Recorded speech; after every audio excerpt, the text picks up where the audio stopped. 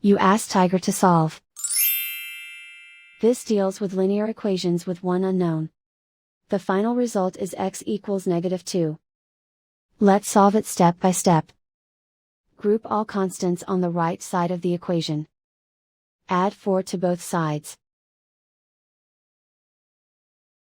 Simplify the arithmetic.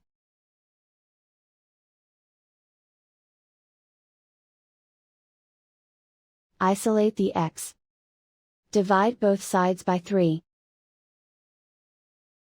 Simplify the fraction. Find the greatest common factor of the numerator and denominator. Factor out and cancel the greatest common factor. And so the final result is x equals -2.